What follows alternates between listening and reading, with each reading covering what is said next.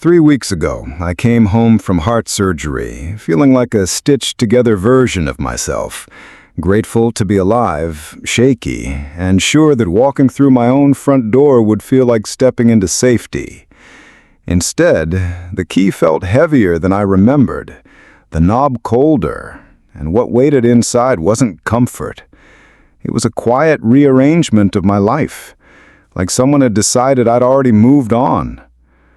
If you've ever gone through something like this, drop a comment. I'm listening. Before we continue, please subscribe to the channel and let us know where you're listening in the comment section. Okay, deep breath. Let me tell you everything. The first thing I noticed was the wall above the fireplace. For 36 years, the mantel held snapshots of birthdays, Little League, Linda under a paper party hat, me in a ridiculous tie. That line of life had been replaced by a minimalist clock, a smooth, silent coin of steel where our faces used to be. I stood there a few seconds longer than I should have, the grocery store bouquet I'd bought myself bending in my fist. When did my home become theirs? "Hey, Dad," Daniel said from the living room. He didn't look up. He was sunk into the leather chair that still carried the shape of my back. My chair. Laptop open, knee bouncing, the eerie stillness of someone who's already made decisions without telling you. "You're back." I set my overnight bag next to the umbrella stand and tucked my hospital discharge papers under my arm so they wouldn't rattle. I hate that sound now, the thin slap of medical paper. "Yeah, they let me out early," I said. I waited for the obvious questions. "How are you feeling? Do you need water? Can I carry that?" Silence. Megan came in from the kitchen, wiping her hands on a gray dish towel. Her smile didn't reach her eyes. "Walter, you look better." She glanced at the mantel and then away, like even her gaze didn't want to touch it. I turned toward the hallway. The air smelled faintly different. Citrus cleaner replacing Linda's lavender oil. I told myself it was fine. People freshen up, people tidy up. But tidy felt like a word with an edge on it. In the garage, the old workbench was gone. Not moved. Gone. The pegboard I had used to hang wrenches was bare, a polite rectangle of empty hooks. Brown boxes lined a wall, a neat column labeled with Megan's tidy handwriting. Downstairs, donate. Kitchen, keep. And one that made my chest tighten in a way that had nothing to do with surgery. Dad, storage. I touched the marker line as if it might change when I pressed my finger to it. My fingers smelled like dust. A lifetime of Saturday projects, dinner parties, Christmas lights, shrunk into cardboard. "Safer this way," Daniel said behind me. He had folded his arms, which makes any man look like a guard. "Too much clutter, trip hazards, the stairs, the rugs, you know." I built that bench. I didn't mean to. It just slipped out of me, flat and small. He shrugged slightly. "We have ideas for the house. We've been thinking ahead." Thinking ahead. He said it like I had been holding everyone back by living.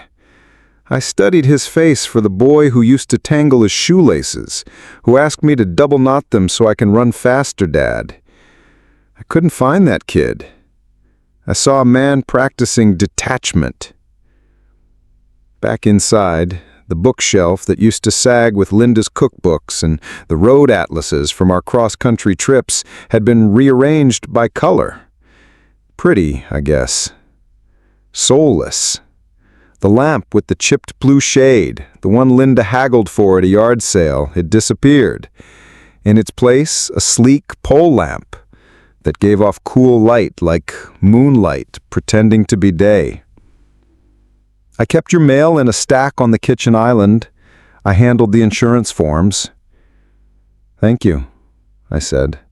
My voice sounded like it belonged to a polite neighbor, not the man who paid this mortgage for decades.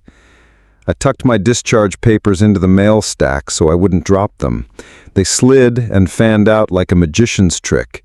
Medication schedule, warning signs, follow-up appointment. I should have felt grateful. I told myself to feel grateful. Instead, I felt unnecessary. Is there a worse feeling than realizing your existence is being phased out with soft tones and helpful lists? "Dad," Daniel said, now standing on the threshold between the kitchen and living room as if he owned the doorway. "We need to talk about the future of the house." There it was, the sentence that hums right through you. I turned and leaned my palm on the cool edge of the counter. What future? This place is big, and you've been through a lot. We've been managing the stairs fine, but it's not sustainable. You need to think about a one-story place, something safer. We've been looking at options. Options. The word sat there like a chess piece. He'd moved hours before I even sat down at the board. "It's my home," I said. It came out soft, the kind of softness I hate in my own voice. He tapped a key on his laptop and an email pinged. He nodded at the living room, at my chair. "Come sit. We'll make a list." I didn't move. I watched Megan wrap the dish towel around her hand the way people do when they need to hold something. She lined up the salt and pepper shakers like a tiny parade and then put them back again. She was nervous. That meant something. Upstairs, the hallway light hummed. My bedroom door was half open. The place looked the same in the ways that hurt the most. The dent on my side of the bed. The white ring on the nightstand from a cup that Linda never admitted she set down without a coaster. There were fewer picture frames. A pair of walking shoes I kept by the dresser had been moved to the closet. A little sign had been taped to a storage bin under the window. Winter sweaters. Megan's handwriting again. Helpful.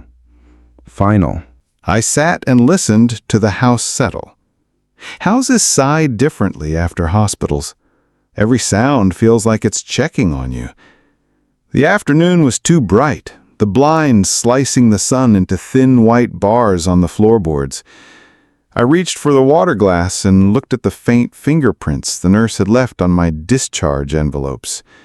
Evidence that I had been cared for by strangers and might not be by family.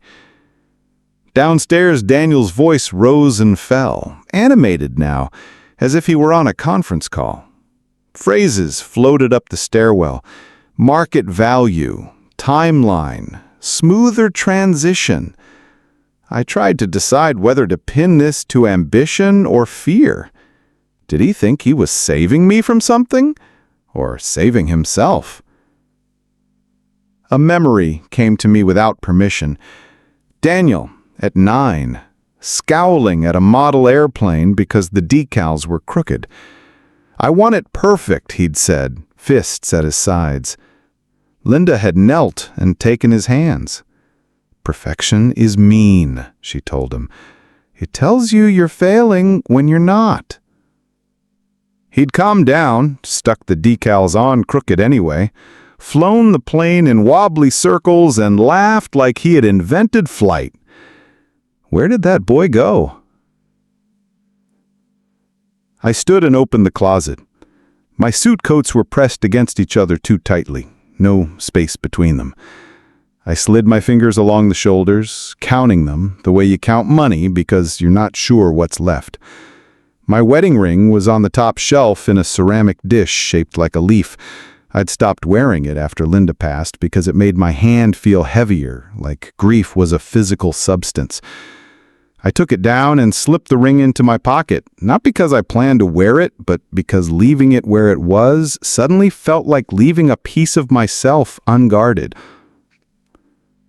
By dusk, Daniel had drafted a bulleted plan on his laptop.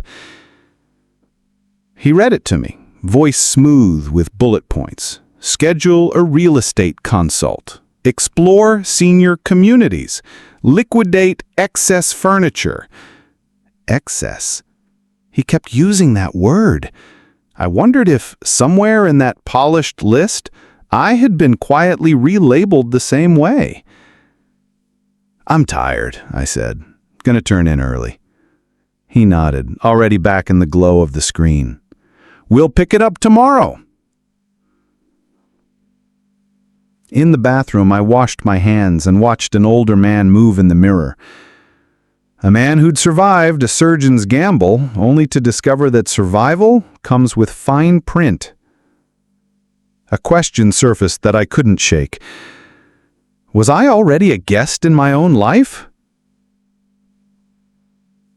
Back in bed, the mattress felt both familiar and slightly different, the way a favorite coat feels after someone else wears it. I placed the discharge papers on the nightstand like a white flag. Linda's voice was in my head, that playful scold.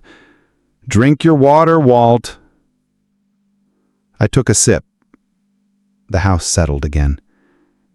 Downstairs, I heard a chair creak, my chair. Then the soft click of a TV remote. The new clock on the mantel ticked in steady, patient taps, measuring a future someone else had started planning for me. I stared at the ceiling and tried to be grateful. I listed gratitudes like a boy reciting states. I'm alive, I'm home, I'm not alone. But the last one caught in my throat. The truth was louder than I wanted it to be. I had never felt more alone, not even in the hospital with the fluorescent lights and the endless beeping.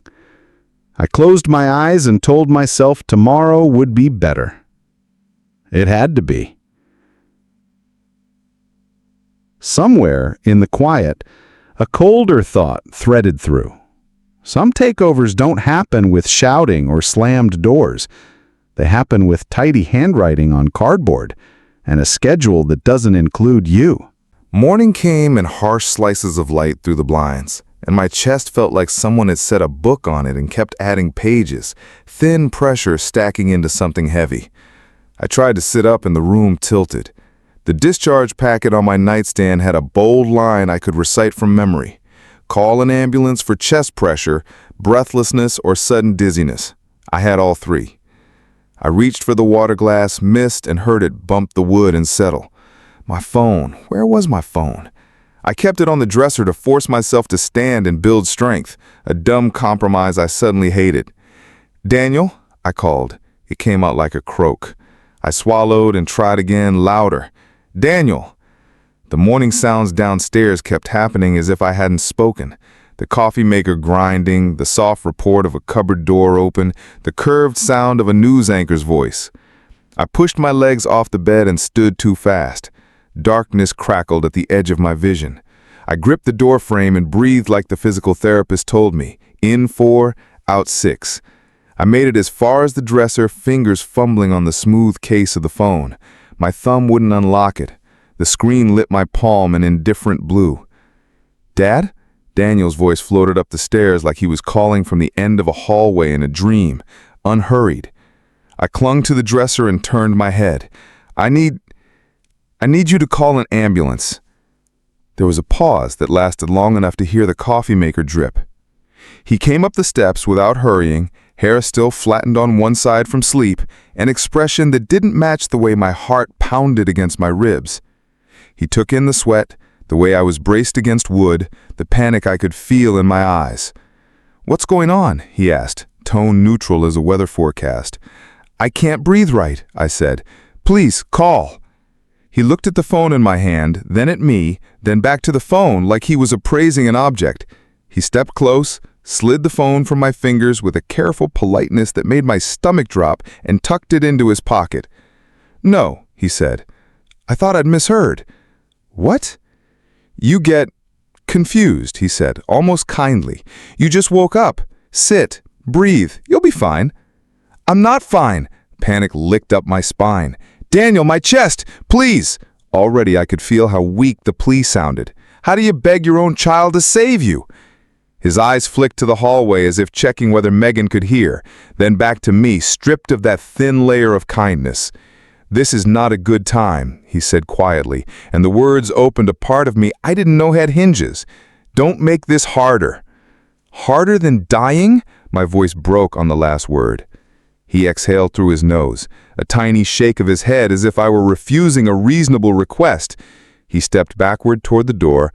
I moved, desperate, and my knees folded.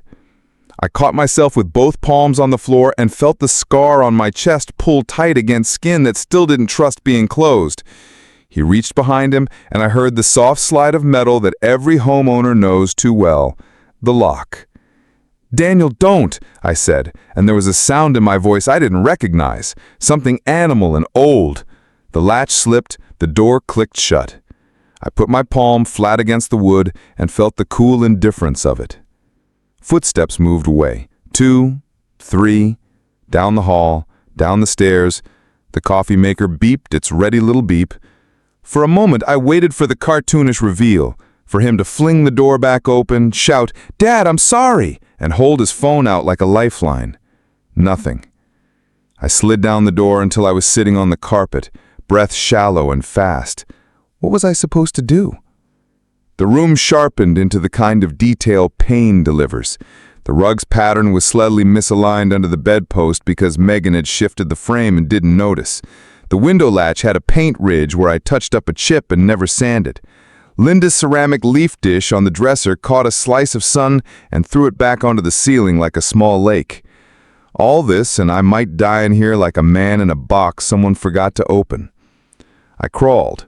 Not heroic, not even steady, just elbows and knees and the stubbornness that kept me alive on a surgeon's table. The window was 12 slow feet away. I used the bed frame like a railing, the low dresser like a boulder. My breath came out in soft counts I tried to pace. I reached the sill and wrestled the painted latch that did not want to move. My fingers shook. The metal finally gave with a whining complaint. Cool morning air hit my face like a hand cupping my cheeks, and my lungs answered with a small gulp. I leaned out, gripping the sash. Next door, Frank Miller's garden was already awake. He wore the same old ball cap with the sun-bleached logo he had the day he brought over a casserole when Linda died. He was bent over a row of tomatoes, tapping the leaves with the concentration of someone who knows the exact weight of things. "Frank," I tried. The name caught. I swallowed. "Frank!" He looked up, squinting into the brightness, and when he saw me, his posture snapped upright in a way men of our age usually avoid. "Walter," he called, "you all right?" "Can't," I pointed to my chest. "Phone, locked, help." The words were rocks I had to heave across the space between us. He was already moving, dirt still on his gloves. "Stay there, I'll call." He jogged inside his house with a speed I hadn't seen since the neighborhood barbecue, where his grandkid released 6 balloons at once, and he chased them like he was 20. Through his kitchen window, I could see him snatch a phone from its charger, his free hand opening and closing in the air as he talked to dispatch. I sagged against the frame and tried not to slump all the way down. The breeze dragged across the sweat on my neck and turned it cold. Below, the street was the same street it had been yesterday, a cyclist in a reflective vest, a jogger with a too big dog, trash bins lined up like obedient soldiers. How odd that the world could keep ticking while you waited to see if yours would stop. "Ambulance is on the way," Frank called from his back steps a minute later, breathless. 10 minutes if traffic cooperates. Hang on, buddy." He moved to the front of his yard like a lighthouse, hands on hips, scanning the block. People like Frank, people who take up watch without being asked, keep neighborhoods from turning into places where bad things happen behind polite curtains. I didn't realize how much I'd needed to believe a person like that would notice me. Downstairs, the TV clicked off. The sudden quiet had weight. I heard a chair move. The first step on the staircase creaked, then the second, and I could tell by the careful, unhurried pace that he had decided to perform calm for an audience I couldn't see. My audience was the open window and a rectangle of sky. The doorknob turned halfway. It stopped against the lock with a gentle, traitorous thunk. For a long beat, there was just the sound of both of us breathing, me ragged, him steady. Then a key slid into the lock from the other side. It didn't turn. He didn't open it. "Dad," Daniel said, voice pitched low, like we were conspirators. "You need to relax." I closed my eyes against a wash of dizziness. "I asked you to call," I said, each word a step. "You took my phone." "You're anxious," he said. "Anxiety mimics symptoms. Let me get you some water." Water. I pictured the glass tipped on its side on the nightstand and the ring it had left on the wood. A scratch of anger cut through the fear, thin but clean. "Open the door," I said. He paused. I imagined him checking the line between control and exposure. The pause stretched. He exhaled, and his tone went from soothing to steel in one syllable. "Don't make a scene." Make a scene, as though the scene were the problem and not the stage he'd locked me onto. The footsteps retreated. The living room window opened below, and I knew without looking that he was straightening his shirt and setting his face into that agreeable shape he used when he talked to clients and neighbors. The concerned son, the good adult, the narrative curator. I turned my head back toward Frank, whose figure was now at the curb, flagging down nothing yet, just practicing the motion with one arm raised, rehearsing hope. 10 minutes. I tried to feel what 10 minutes felt like in breaths. I tried not to think of Linda, how she always knew where I'd put things and what to say when I couldn't find them, including myself. The ring in my pocket pressed a small circle into my thigh. I curled my fingers around the window frame and held on. From the street, faint at first, and then gathering itself, came the thin thread of a siren. It rose and fell like the world clearing its throat. Relief flickered in my chest, foolish and bright, until the floorboards by the door trembled again under Daniel's returning steps.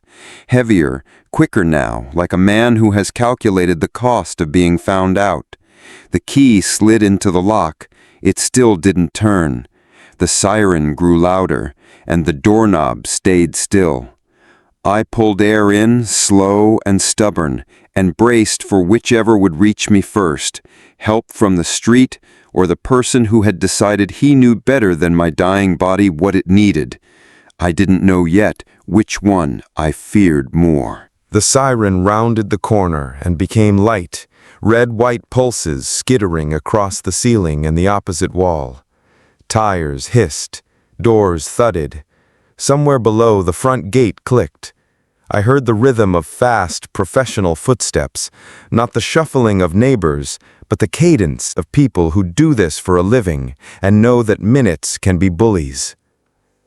Daniel's window slid up. I could imagine his expression, concern arranged like furniture. "Officers, there's been a misunderstanding," he called, voice tuned to a frequency that wins sympathetic nods.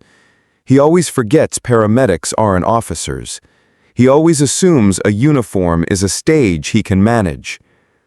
A woman answered, voice steady, carrying from the lawn into the sky under my eaves. "We received a cardiac distress call tied to this address. Where's the patient?" Another voice, younger, clipped. "We need access." I forced air into my lungs and leaned into the open frame. "Up here," I shouted, each syllable scraping the inside of my chest. "Bedroom, locked, chest pain." Both heads snapped up. The woman, tall, gray streak bright in her pulled-back hair, stepped off the lawn and onto the porch. "Sir, are you alone up there?" she called. "No," I managed, then took the extra second to make it plain. "My son locked the door. I need help." Saying it out loud felt like stepping off a curb you misjudged. The ground shifted and then settled under a new truth. From the corner of my eye, I saw Frank at the curb, arms folded now, witness written all over him. Daniel's posture stuttered. He pivoted from the window to the porch steps like a man caught between two scripts. "He's confused," he said. "Post-op, you know how it is. He gets turned around." His smile was dry and practiced. "I'll bring him water. He'll calm down." "Unlock the door," the younger medic said, broad-shouldered, a trauma bag slung like a promise. "Right now." Daniel tried the reasonable chuckle he used when a server got his order wrong. "Let me just—" "This isn't optional," the woman cut in, already reaching for her radio. "Patient reports cardiac distress tied to this address. If you don't provide immediate access, we escalate." The word rode the air and lodged in the siding. I heard Daniel inhale, and for the first time that morning, hurry entered his footsteps. A key clinked against others. The house absorbed the motion. The lock turned, then hesitated, as if dignity might jam it. It gave with a small metallic sigh. The door swung open. Daniel's face appeared, arranged for sympathy again. "Dad," he said, using the voice he used with bank tellers. "Help's here." I didn't answer him. Behind him, I heard the paramedics take the stairs 2 at a time with the easy grace of people who have learned how to carry speed into narrow spaces. The woman reached me first. "Mr. Harris?" she said, grounding my name with her eyes. The name on her badge caught the light. Emily Carter. Behind her, the younger medic, Ryan Mitchell, was already pulling the portable monitor from its case. "I'm Emily. This is Ryan. We've got you." They had me. The words did something to my ribcage that wasn't pain. Ryan's cool fingers found my wrist. Emily took a quick look at my chest, at my breathing, then at the doorway where Daniel hovered like a shadow. "How long?" she asked. 15 minutes, maybe, I said. It felt like more. I wanted to add, it felt like a test I couldn't study for. Ryan had the monitor leads on my skin. Efficient, apologetic, cold, he warned, and he was right. The machine chirped to life. A high line, a dip, a city skyline of pulses. Emily placed a small tablet of something under my tongue and explained what it was in plain words that still felt like science fiction. She looked past me to the window, then to the door. "Do you feel safe here?" she asked. 6 words that landed like a net. I breathed in, then out, and knew that the answer would live in this room even when I left it. "Not right now," I said. Daniel made a small, wounded sound behind her, like a man being misquoted. He started to step forward. Emily didn't look at him when she said, "Please give us space," in a tone that made space appear. They moved me with a practiced choreography, sitting, then standing, then pivoting with their hands braced under my arms in firm, respectful brackets. The hallway felt longer in reverse. The stairs felt like a mountain I had to descend with witnesses. Halfway down, the smell of coffee reached me, sharp and bitter, as if it were guilty. On the porch, the day was bigger, louder, realer. The kind of day you forget when you become interior to an emergency. Ryan slid the gurney closer. Emily counted off. 1, 2, 3.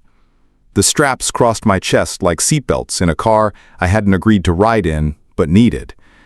From the curb, Frank tipped his chin at me. "I see you," his face said. "You're not a rumor." Daniel followed, hands up, palms outward, the non-threatening stance of a man speaking to insurance adjusters. "He gets episodes," he told Emily. "He thinks things are happening that aren't. He forgets how locks work." Emily didn't even glance his way. "We'll handle the medical side," she said, and then, pointedly, "If access is ever impeded again, we will involve law enforcement." I felt the sentence strike him. You can feel the air sign its name when someone is finally spoken to in a language that fits the moment. He stepped back. For the first time all morning, he was small. Inside the ambulance, the world contracted to a rectangle of ceiling and the shapes of people who know what to do. Emily spoke into a mic, codes and numbers like coordinates. Ryan checked the monitor and nodded once. The siren's whine climbed. The neighborhood peeled away like scenery. I watched the fluorescent light flick across the ceiling panels and thought of the times Linda and I drove home from the lake with the windows down, how sunlight would blink through the trees and stripe her hand on my knee. My hand drifted to my pocket. The ring pressed back, a circle inside a circle, the past holding the present's sleeve. "Any nausea? Radiating pain?" Ryan asked. I answered honestly. Honesty seemed like the only currency worth anything right now.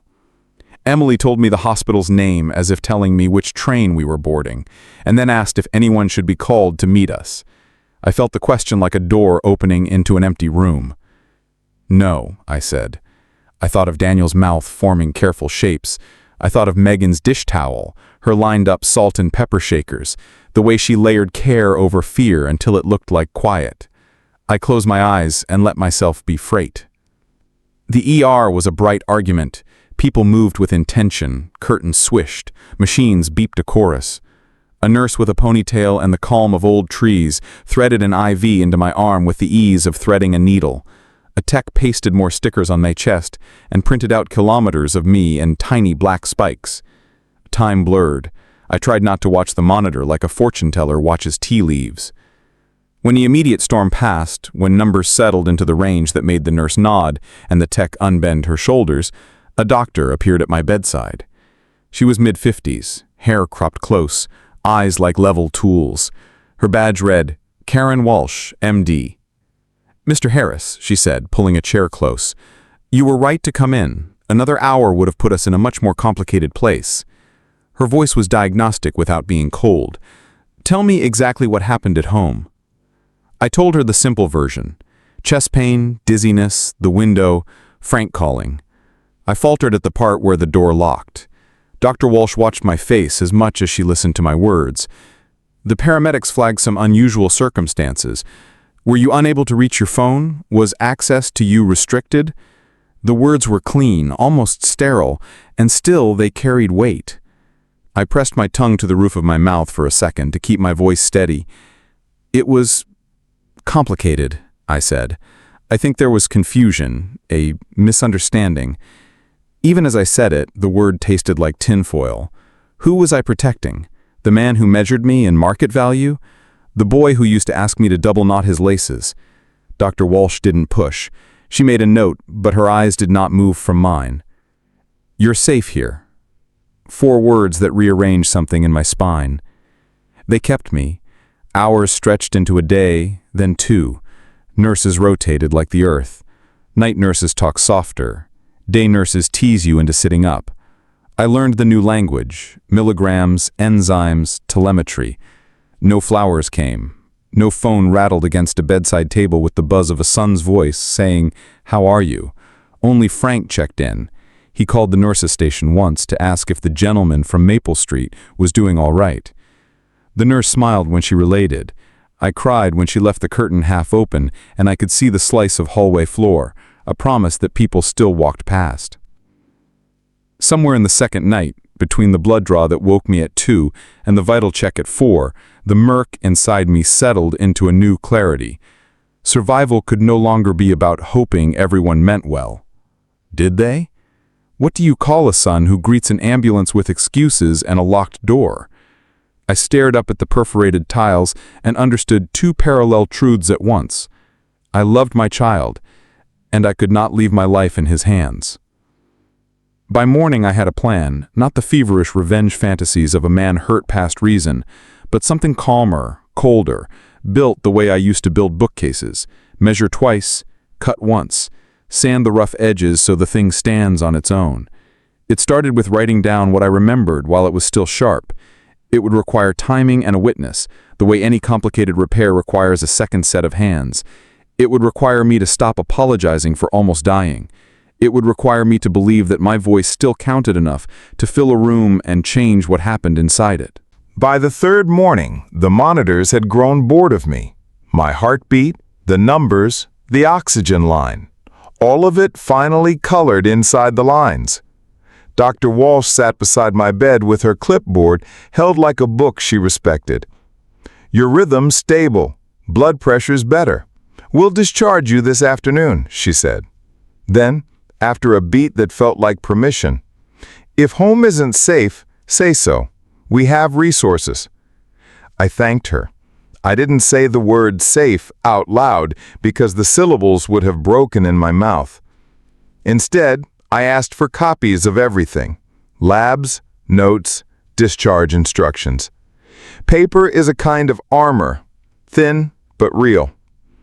They peeled the stickers from my chest, leaving pale ovals like ghosts of attention. I dressed slowly, the way you do when you're not sure if the fabric will accept you again. A volunteer wheeled me to the exit, even though I insisted I could walk. I let her, because letting other people move you can be a kind of strength when it's a choice. The sky beyond the sliding doors was bluer than it had any right to be. I climbed into a taxi with a plastic bag of medications and a decision heavier than both. Maple Ridge Police Department's non-emergency line picked up on the second ring. "I need to report elder abuse," I told the dispatcher, tasting each word first to make sure it was mine. "False imprisonment during a medical emergency." The calm on the other end wasn't indifferent. It was practiced. She asked the date, the address, the nature of the restriction. I gave her what mattered and left out what would only make me sound like a man telling a bad dream. "Can officers come by at 7:30 tonight?" I asked. "I expect new evidence." "We'll note it," she said. "If you feel an immediate danger, hang up and dial 911. "I understand," I said, and I did. For the first time in days, I felt like I had put a hand on the wheel. The house looked exactly as it had when they loaded me into the ambulance. Calm, tended, a little too quiet. But a thing changes once you name it. I stepped over the threshold, and it wasn't a home anymore. It was a room full of proof. I went upstairs to claim the place where the worst thing almost happened, and pulled the small digital voice recorder from the back of my sock drawer. I'd bought it years ago to capture Linda's stories about her father's hardware store and the way he used to sing while counting inventory. She wanted to be remembered in her own words. Maybe I did too. The recorder fit in my palm like it belonged there. I turned it on and spoke my name, the date, a sentence or two about the weather. Playback was clean. I tried it in my breast pocket, then in the collar of my robe, then hidden under the edge of my sweater. I sat in different chairs and asked myself the same question 3 ways, because that's how you test for clarity. Will this pick up the truth when it's spoken like a mistake? I laid out documents on the dining table. Discharge papers, the paramedics card with their names, the pill list I was meant to follow. I slid Frank's number to the top of the stack, as if proximity could make a person arrive faster. The table looked like trial prep, because that's what it was. I made tea and didn't drink it. I paced the living room and tried the lamp twice to make sure it wouldn't flicker at exactly the wrong moment. I set the old clock we used to keep in the den, an honest tick, not the silent disc Megan liked, on the mantel so I could hear time moving toward me. Was I really about to invite the law into my living room to hear my son say out loud what he'd already done with his hands? 6 o'clock thudded under the front tires. Daniel's car. My fingers found the recorder and pressed once. The tiny red eye vanished under cloth. I sat in my chair, back straight, the way Linda used to make me sit at church, so I'd look like the kind of man who could keep a promise. The front door opened. The hinges confessed in their usual pitch. "Dad?" Daniel called. Surprise softened with that professional warmth he wears like a blazer. "You're home." "Discharged. Doctor says I'm strong."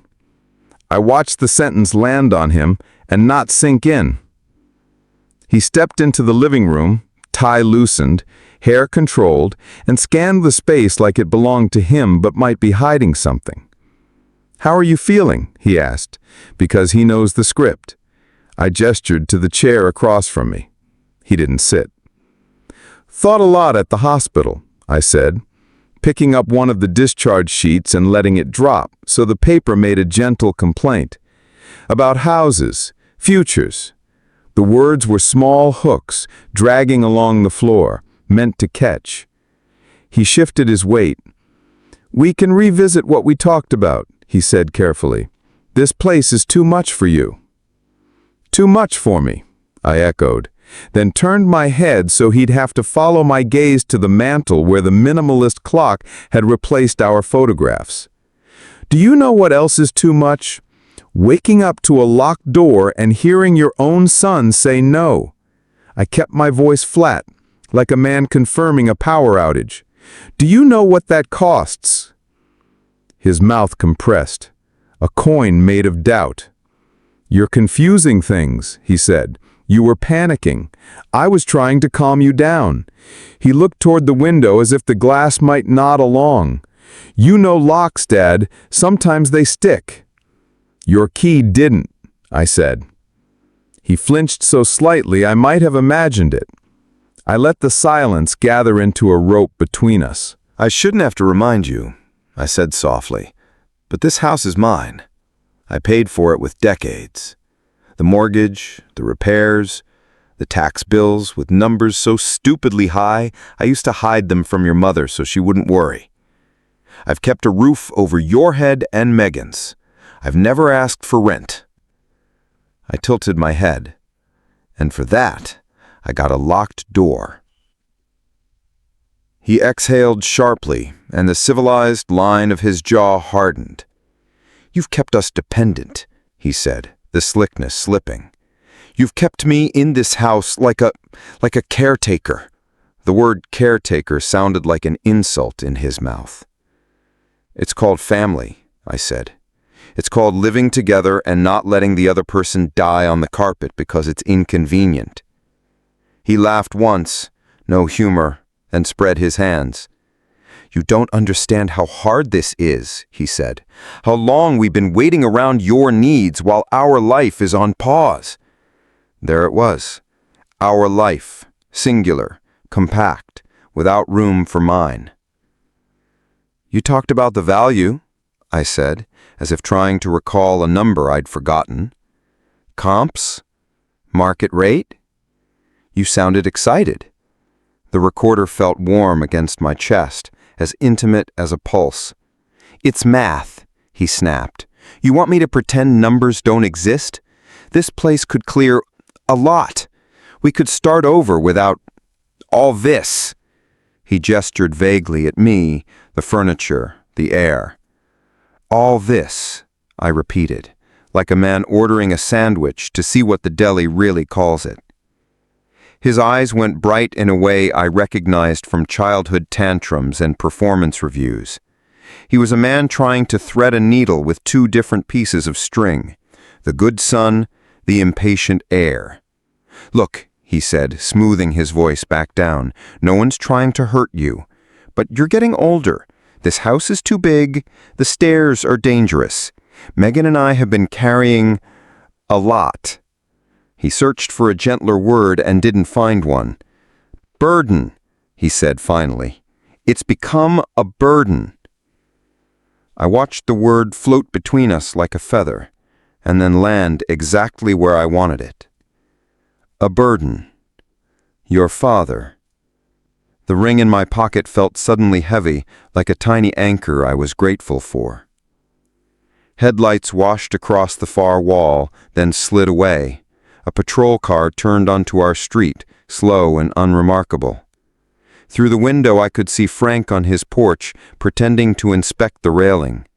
He met my eyes and lifted 2 fingers off the brim of his cap. A small salute, a promise. I'm witnessing. "Daniel?" I said, and I didn't bother softening his name. "What would you do if I changed my will?" He blinked. It was the smallest tell, but I had played cards with men long enough to know when a hand tightens under the table. "You wouldn't," he said, but without the confidence of a man stating a fact. "That would be vindictive. It would be accurate, to leave what I have to the people who kept me alive when you chose not to." He opened his mouth, closed it. "You're angry," he said, as if anger were a mistake like a misfiled receipt. "You'll say things you don't mean." "Will you?" He took a step toward me, then stopped like he'd reached the edge of a pool and remembered water. The mask slid, just an inch, enough to show the bone beneath. "I am tired of waiting," he said quietly. It wasn't a confession yet. It was the doorway to one. The clock on the mantel ticked its tiny metronome. Outside, a car idled to a patient stop. When the doorbell rang, 3 firm, professional knocks, a heartbeat later, Daniel's face rearranged itself in fast, panicked stages: confusion, comprehension, fear. He turned to the door, then back to me. "What did you do?" he whispered.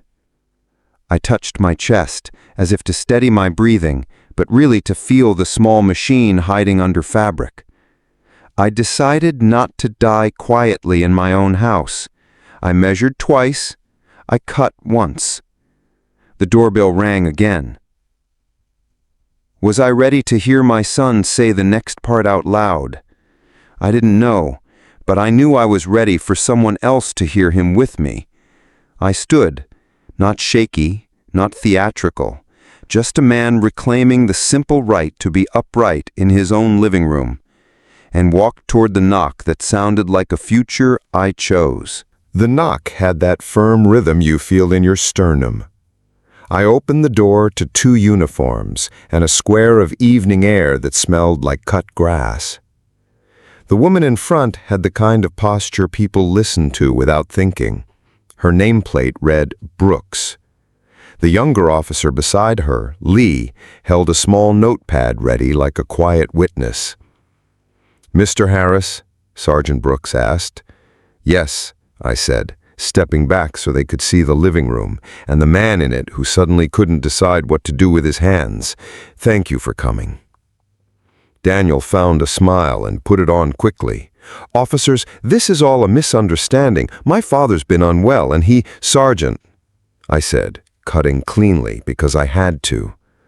"I reported elder abuse, false imprisonment during a medical event." I met her eyes and let the words line up in the air between us. If I wavered, they'd scatter. Her gaze passed from my face to Daniel's, then to the chair I'd been sitting in, then back to me. "We'll need to hear exactly what happened," she said. "But first, is there evidence you want to secure?" I slid my hand inside my sweater and drew out the small recorder, like a magician revealing a trick you didn't know you'd been prepared for. "Audio," I said, "from the last hour." The red eye was dull now, its work done. My fingers shook, but not from fear, from focus. I placed it in Sergeant Brooks' palm. She looked at Officer Lee.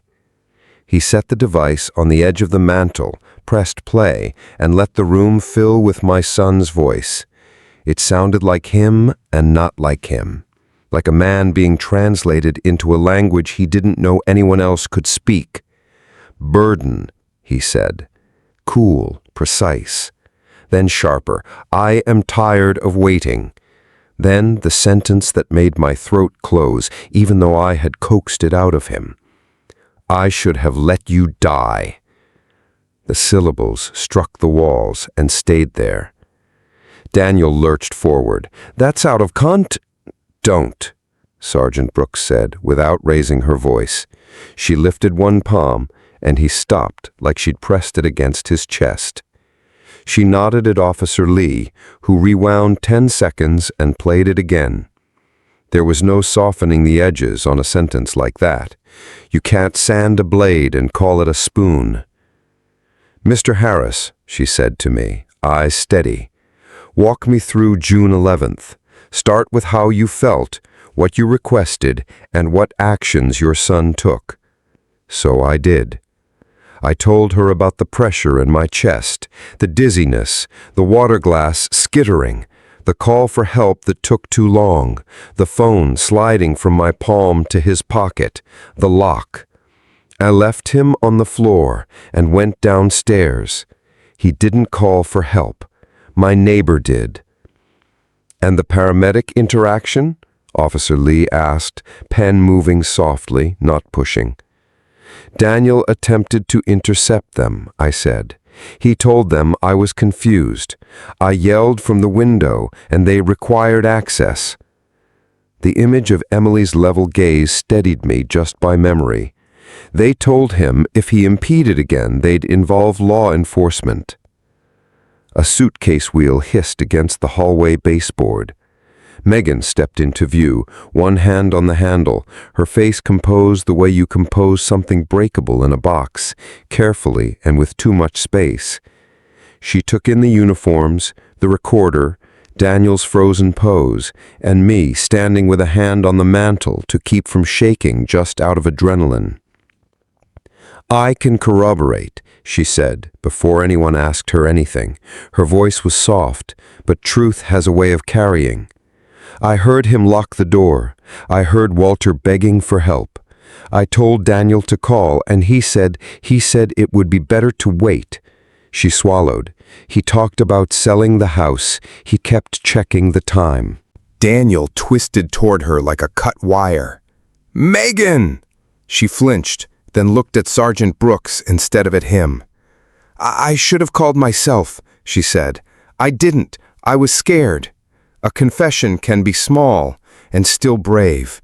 It can be the difference between a future that makes sense and one that doesn't." Sergeant Brooks nodded once. "Thank you," she said. She didn't write it down like a gift. She wrote it down like an anchor. Then she faced Daniel. "Sir, based on the victim's statements, your own recorded admissions, and a corroborating witness, we're placing you under arrest, pending charges related to elder abuse and false imprisonment." Her voice didn't change when she said the words. That steadiness is mercy. Daniel's mouth worked. All his prepared faces, reasonable son, soothing adult, negotiator, fell one by one like a language he suddenly couldn't remember. "You can't be serious," he said, looking from her to me as if one of us might turn back into the person who made his life uncomplicated. "Dad, talk to them."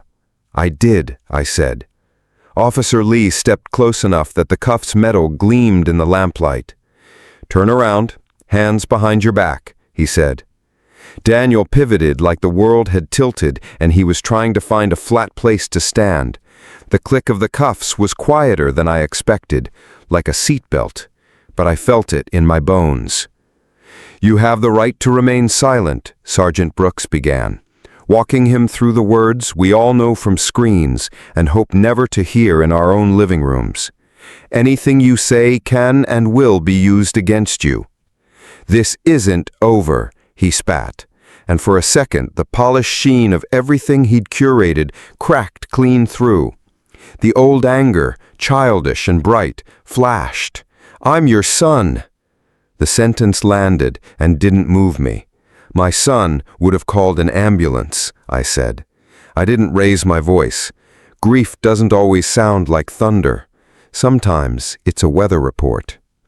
They led him through the doorway. For a moment, with his hands behind him and the porch light cutting his face into halves, I saw him at 7, mud to his knees, eyes huge because he'd scraped my knee with his bike and couldn't unclench his mouth enough to cry. Linda had scooped him up and kissed the crown of his head and told him that being sorry was a thing you did, not a thing you said. I watched the officers guide him down the steps and wondered how a house can hold so many versions of a person and still be only one address.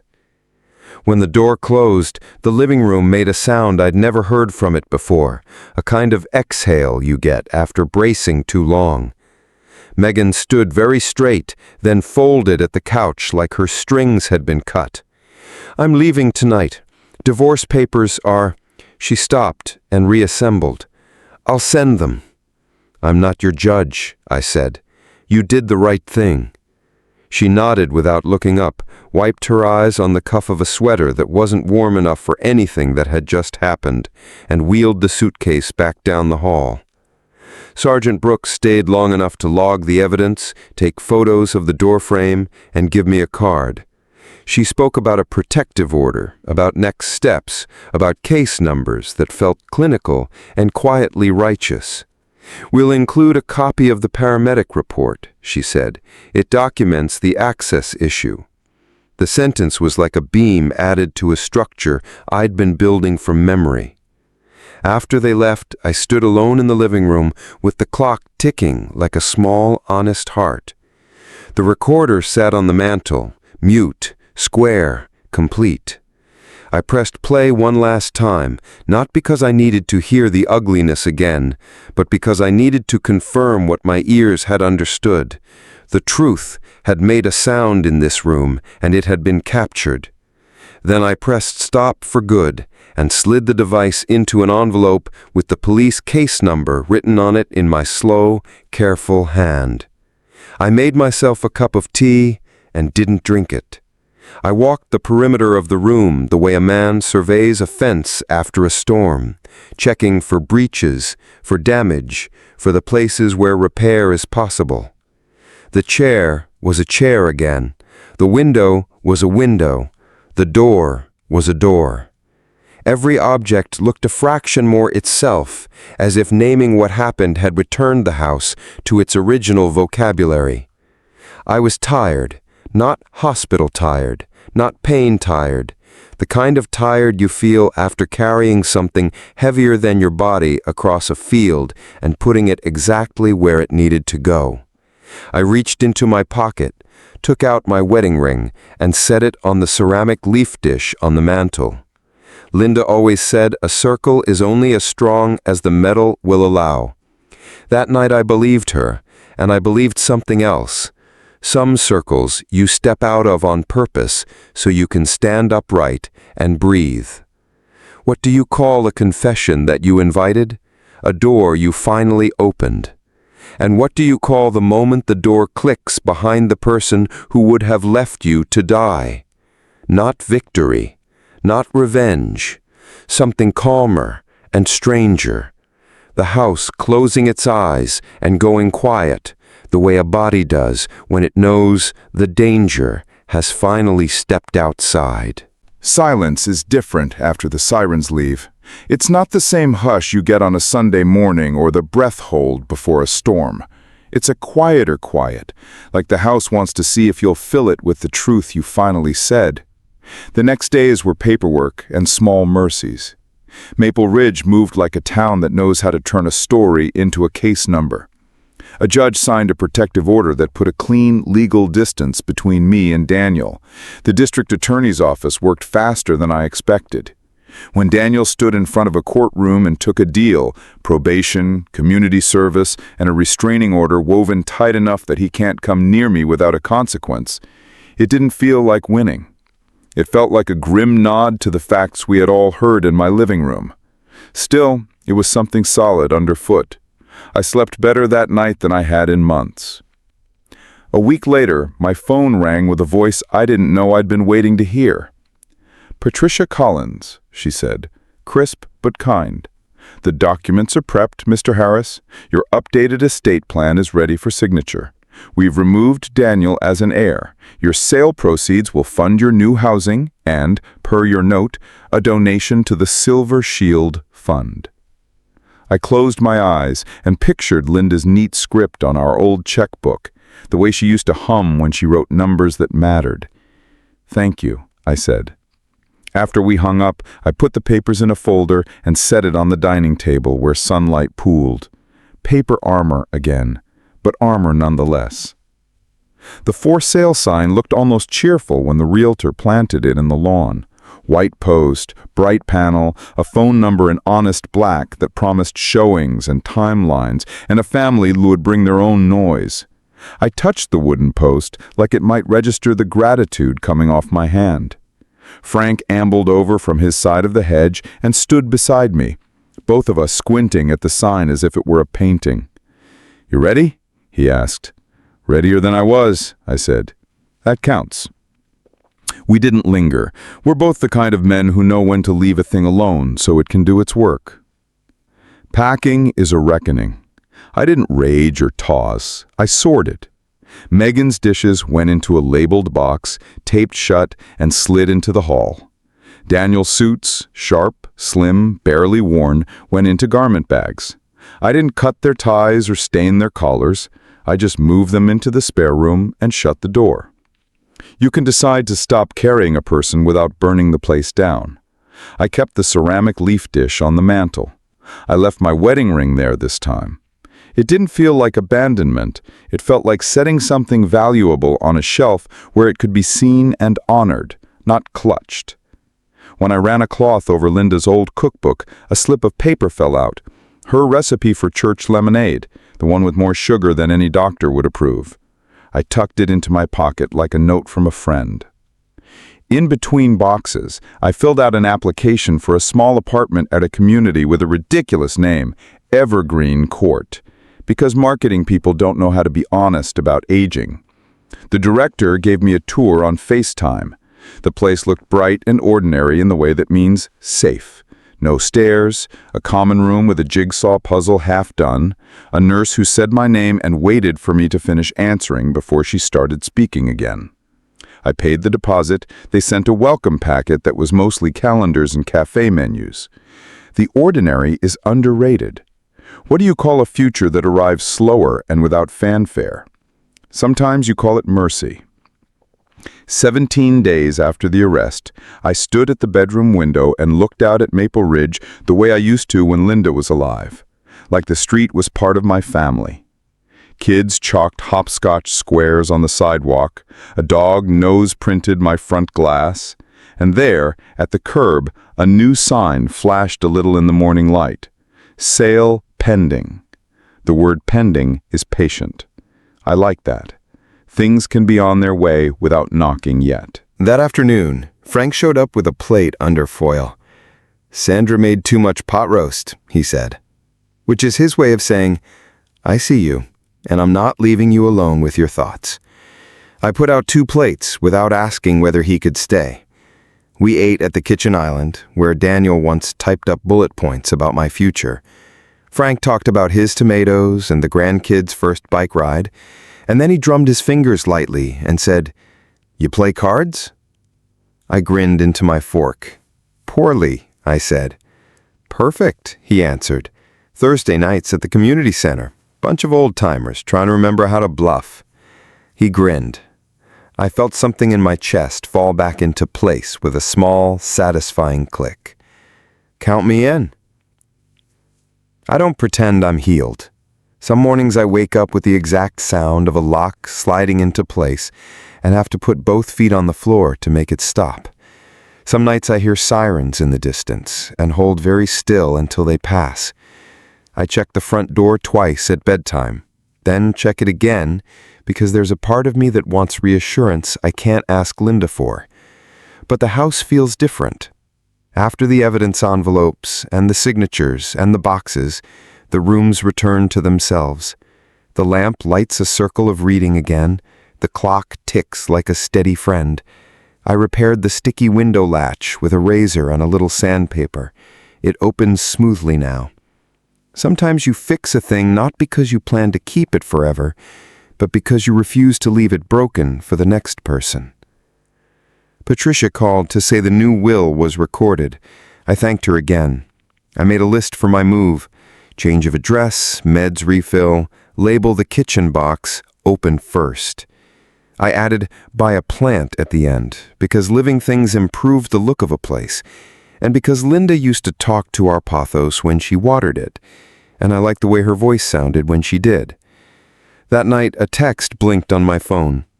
"Mr. Harris, your apartment is ready whenever you are. Welcome to your new chapter." I typed back without thinking, "See you soon." Then I set the phone down, leaned on the counter, and let the relief come in quiet waves. On moving day, Frank showed up in a baseball cap and an old back brace, like a man going to work. We carried 6 boxes between us and let the movers do the rest. In my new place, the window faces a maple big enough to hold a neighborhood of small birds. A jay landed on the sill as if to say, "You made it." I know better than to take it as a message, but I took it anyway. People find meaning where they have to. What do you call the act of choosing your own ending when someone else tried to write it for you? Some might call it revenge. I don't. Revenge demands you live in someone else's shadow. This felt like stepping back into the center of my own life, even if the center is a small room with a chair I chose and a calendar full of things no one scheduled for me. On the counter at Evergreen Court, I set the ceramic leaf dish and placed my wedding ring inside. I pressed my palm to the cool metal, then withdrew my hand and let the circle sit in the square of afternoon sun. For the first time since everything started, I didn't feel like I was waiting. The future had walked in, taken off its coat, and sat down. I've been told that after a story like this, you're supposed to draft takeaways, bullet points you can tape to the fridge so you don't forget what you learned. But healing isn't a list. It's a rhythm you can return to when the room changes shape. In the softer days that followed, I practiced a new sequence. Coffee, a slow walk down the hallway of Evergreen Court, cards on Thursdays, the deliberate act of unlocking my own door each time I came home. The locks matter less now that I know my voice carries farther than I thought. I learned that neighbors become family if you let them, that law can be a form of kindness when it insists on truth, and that some apologies never arrive, and you can still move forward without them. I don't hate Daniel. I refuse to feed that animal. Hate is a poor architect. It builds rooms without windows. I hold 2 realities like matching stones in my hands. I loved the boy who needed double-knotted shoes, and I protected the man he became from the worst part of himself by finally saying no. Megan left and started over. I wish her quiet mornings and decent coffee. I keep my ring visible because grief deserves daylight. When I visit the old house to meet the buyers and sign the last papers, I will thank the rooms out loud for sheltering every version of us, even the ones I'd rather not remember. Then I'll lock the door behind me with a steady hand, slip the key into an envelope for someone else, and drive back to a place where the lights turn on with one switch and no one needs permission to breathe. If you've been standing in a hallway with your hand on a door you're afraid to open, because of love or habit or the hope that someone will change, consider this a small nudge. Open it. The quiet that follows might not be peace at first, but if you keep walking, it will be.